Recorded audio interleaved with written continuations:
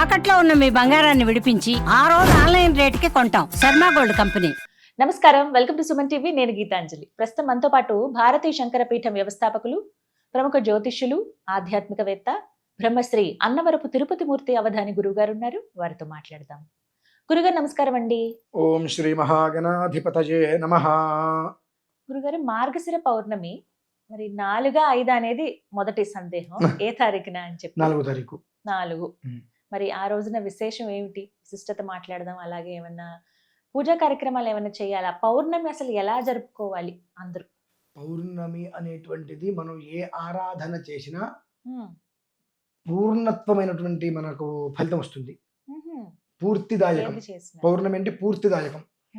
మనకు అది స్వతహాగా మార్గశిర పౌర్ణమికి గొప్ప విశేషం ఏంటి అంటే కుజదోషంతో ఇబ్బంది పడేటువంటి వారు మొత్తం అది 7 విధానాలను అనుసరించి ఉంటుంది. కుజదోషం కూడా.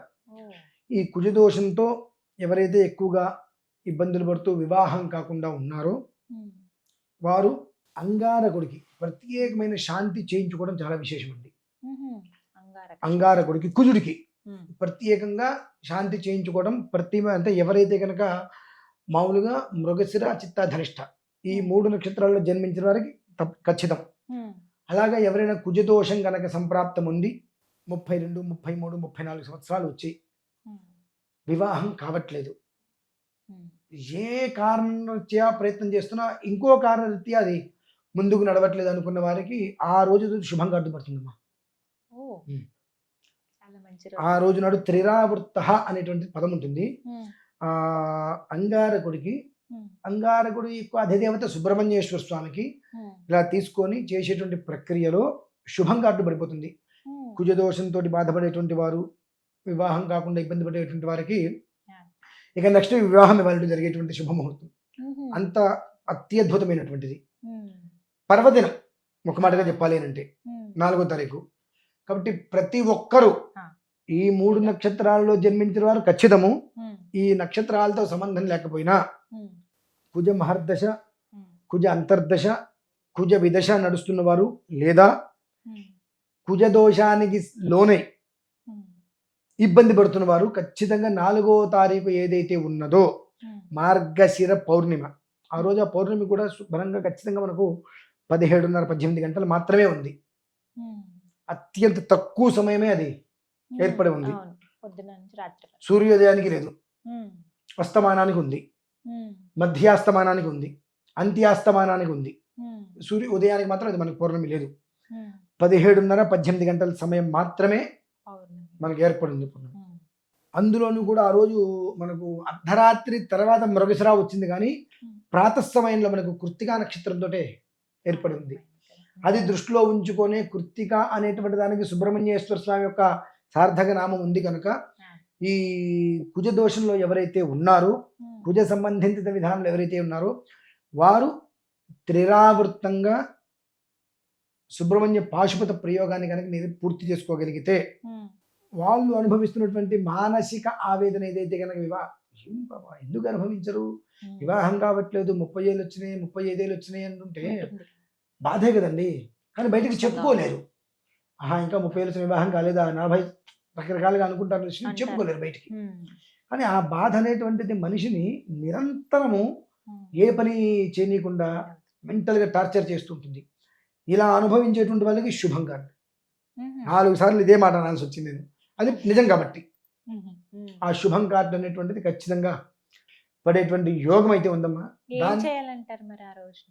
లేదమ్మా, వాళ్ళకి తెలిసినటువంటి దేవాలయంలో కానీ, లేదు ఇంటికి పిలిపించుకోను, ఎక్కడైనా లేదంటే మనం చేసే చోటు కానీ, దీనికి ఒక 4 రోజులు 3 రోజుల ముందు కనీసం ఈ యొక్క అంగారకుడికి మామూలుగా 7,000 జపం, త్రిరావర్తం అంటే 21,000 జపం చేయాలమ్మా. 3 ఏళ్ళు 21,000 జపం చేసి తర్పణ వదిలిపెట్టి తర్వాత పాలు, చిమ్మిరి, ఇవి కొన్ని పదార్థాలు ఉంటాయి. వాటితో అంగారకుడికి, సుబ్రహ్మణ్యేశ్వర స్వామికి సంయుక్తంగా సంయోగ పాశుపతంతో హోమం చేయాలి. కొన్ని మూలికలు ఉంటాయి, వాటికి ఆ హోమం చేయాలి. వాళ్ళు వచ్చి కూర్చొని చేయించుకోవచ్చు. అవకాశం లేదంటే నేను కూర్చోలేకపోతున్నాము అంటే ఆ చేసేటువంటి సమయం ఏదైతే ఉంటుందో ఆ సమయంలో వాళ్ళ ఇంట్లో వాళ్ళకి ఒక మంత్రం ఇవ్వటం జరుగుతుంది. ఆ జరిగేంత వరకు కూడా వాళ్ళు కాస్త ఇంట్లో ఆ 3 రోజుల పాటు నాన్ వెజ్ అవి తీసుకోకుండా కాస్త శాకాహారంగా తీసుకుంటూ హోమం పూర్తయ్యే వరకు నేల మీద నిద్ర అంటే చాప వేసుకుని అయ్యప్ప దీక్ష ఎలా అయితే ఉంటున్నారో అలా ఒక 3 రోజుల పాటు ఒక దీక్షా విధానంలో ఉండటం అత్యంత శ్రేయోదాయకం.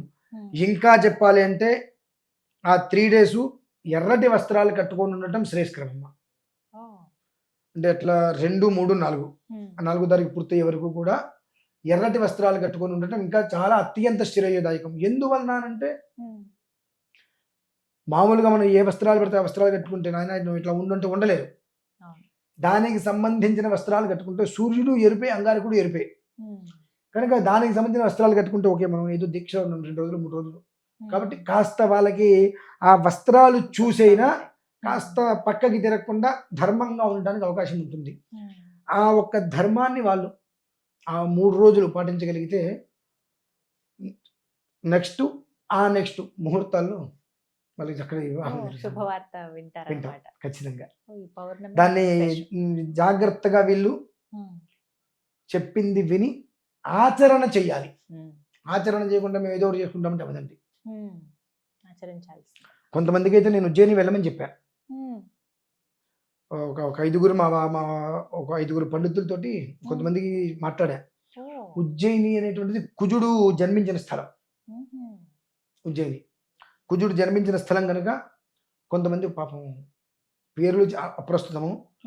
ఒక 36 సంవత్సరాలు 32, 33 అట్లా 36 సంవత్సరాలు పైబడిన వాళ్ళు కొంతమంది చాలా మెంటల్ టార్చర్ పడుతున్న వారు చెప్తాను. ఒక 5గురు నేను పంపిస్తాను, అక్కడికి వెళ్ళండి, 3 రోజులు ముందే వెళ్ళండి, వెళ్ళి ఓంకార మమలేశ్వరం దర్శనం చేసుకొని అక్కడి నుంచి పక్కనే ఉజ్జయిని మహంకాళి దగ్గరలో అంటే ఈ ఉజ్జయిని మహాకాళేశ్వరుడు ఎక్కడైతే ఉన్నారో అదే ఈ కుజుడికి స్థావరం. వాస్తవంగా ఉజ్జయిని వెళ్ళి ఓంకారం ఈ 2 చేసుకుని అక్కడి నుంచి ఉజ్జయిని వెళ్ళి మహాబలేశ్వరుడు దర్శనం చేసుకొని 3 రోజులు ఈ ప్రక్రియ పూర్తి చేసుకుని రండి. వచ్చిన తర్వాత ఏమిటి విషయం ఉంటే నేను వివాహం శుభం అంటే శుభలేఖ నేను తీసుకుంటా. మీ దగ్గరికి నేను తీసుకునేది ఏదైనా ఉంది అంటే నెక్స్ట్ వివాహ శుభలేఖ అని చెప్పారు. వెళ్తున్నారు కొంతమందికి ఇక్కడ పీఠంలోనే నిర్వర్తిస్తున్నాము. ఎక్కడైనా ఏ రకంగా అయినా సరే ఈ వ్యవస్థని వాళ్ళు పూర్తిగా పర్వదినాన్ని వాళ్ళు సద్వినియోగం చేసుకోవడం అనేటువంటిది వాళ్ళ జీవితానికి అత్యంత శ్రేయస్సు. ఈ విధంగా చేసుకోవాలి. మంచి శుభవార్త మీరు చెప్పారు మాకు. సంతోషం గురువు గారు, ధన్యవాదాలు.